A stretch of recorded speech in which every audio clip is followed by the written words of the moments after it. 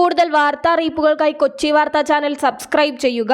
ലോക്സഭാ തിരഞ്ഞെടുപ്പ് അടുത്തുവരുന്നതിനാൽ മുന്നണികളെല്ലാം സ്ഥാനാർത്ഥി നിർണയത്തിലേക്ക് കടന്നിരിക്കുകയാണ്. BJP തങ്ങളുടെ മൂന്നാം ഭരണത്തിലേക്ക് കാലെടുത്തു വയ്ക്കുന്നതിനായുള്ള തന്ത്രങ്ങൾ മെനയുമ്പോൾ പ്രതിപക്ഷ ഇന്ത്യ മുന്നണി ആടിയുലയുകയായിരുന്നു. ഇപ്പോൾ സ്ഥിതി അതല്ല. തിരഞ്ഞെടുപ്പ് അടുക്കുന്തോറും ഇന്ത്യ സഖ്യത്തിന്റെ ഐക്യത്തിന് ഉറപ്പു വന്നുകൊണ്ടിരിക്കുകയാണ്. സീറ്റ് ചർച്ചകൾക്കായുള്ള ഇന്ത്യ മുന്നണിയുടെ കൂടിച്ചേരലുകൾ തർക്കത്തിൽ കലാശിക്കാറാണ് പതിവ്. എന്നാൽ അതിലിപ്പോൾ മാറ്റം വന്നിരിക്കുകയാണ്. ചണ്ഡീഗഡ് മേയർ തെരഞ്ഞെടുപ്പ് നൽകിയ ഊർജം ഇന്ധനമാക്കി ലോക്സഭാ തെരഞ്ഞെടുപ്പ് സീറ്റ് വിഭജനം എത്രയും വേഗം പൂർത്തിയാക്കാനാണ് മുന്നണിയുടെ ശ്രമം. ഇന്ത്യ മുന്നണിയുടെ ഐക്യത്തിന്റെ ഭാഗമായി ഉത്തർപ്രദേശിൽ അനിശ്ചിതത്വം മാറുകയും സംസ്ഥാനത്ത് സമാജ്വാദ് പാർട്ടി കോൺഗ്രസ് സഖ്യം യാഥാർത്ഥ്യമാകുകയും ചെയ്തു. ഇന്ത്യ മുന്നണിയിലെ ഏറ്റവും നിർണായകമായ സഖ്യമാണിത്. ആകെയുള്ള 80 സീറ്റിൽ വാരണാസി, അമേഠി, റായ്ബറേലി, മധുര, കാൺപൂർ, ഫത്തേപൂർ സിക്രി, ഝാൻസി ഉൾപ്പെടെയുള്ള 17 സീറ്റുകൾ SP നേതാവ് അഖിലേഷ് യാദവിന്റെ വാഗ്ദാനം കോൺഗ്രസ് അംഗീകരിച്ചു.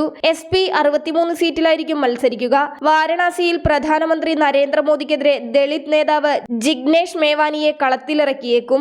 UPയിലെ സീറ്റ് വിഭജനം വിജയകരമായി പൂർത്തിയാക്കിയതിന് പിന്നാലെ ഡൽഹിയിലും സീറ്റ് വിഭജനം വിജയമായിരിക്കുകയാണെന്നാണ് റിപ്പോർട്ടുകൾ. ആകെയുള്ള 7 സീറ്റിൽ 4ഇടത്ത് AAPയും 3ഇടത്ത് കോൺഗ്രസും മത്സരിക്കുമെന്നാണ് സൂചന.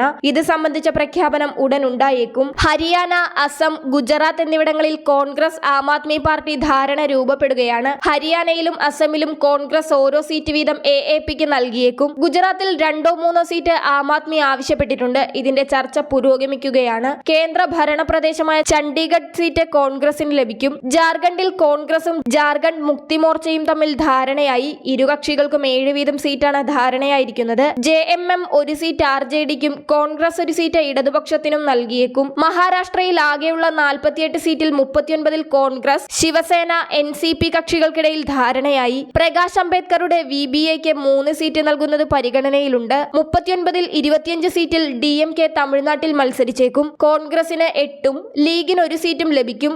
ഇടതുകക്ഷികളും മുന്നണിയുടെ ഭാഗമാണ്. ഭൂരിഭാഗ സംസ്ഥാനങ്ങളിലും ചർച്ചകൾ വിജയത്തിലേക്കെത്തിയത് BJPക്കെതിരെ പ്രതിപക്ഷത്തിന്റെ പൊതു സ്ഥാനാർത്ഥികൾ വരുമെന്ന സൂചനയാണ് നൽകുന്നത്. കേരളത്തിലും പഞ്ചാബിലും പൊതു സ്ഥാനാർത്ഥി ഉണ്ടാകില്ല. നിലവിൽ ബംഗാളിലാണ് തർക്കം രൂക്ഷം. അത് ഉടൻ പരിഹരിക്കുമെന്ന് കോൺഗ്രസ് വൃത്തങ്ങൾ അറിയിച്ചിട്ടുണ്ട്. നിലവിൽ അന്തിമ ചർച്ച നടത്തുന്ന സംസ്ഥാനങ്ങളിലെല്ലാം സീറ്റ് വിഭജനത്തിൽ ധാരണയാകുന്നതും തിരഞ്ഞെടുപ്പ് അടുക്കുന്തോറും ഇന്ത്യ മുന്നണിയുടെ ഐക്യം വർദ്ധിക്കുന്നതിനാലും 2024 ലോക്സഭാ ഇലക്ഷനിൽ BJPക്കെതിരെ ഇന്ത്യ മുന്നണിയുടെ ശക്തമായ മത്സരമുണ്ടാകുമെന്ന് ഉറപ്പായിരിക്കുകയാണ്.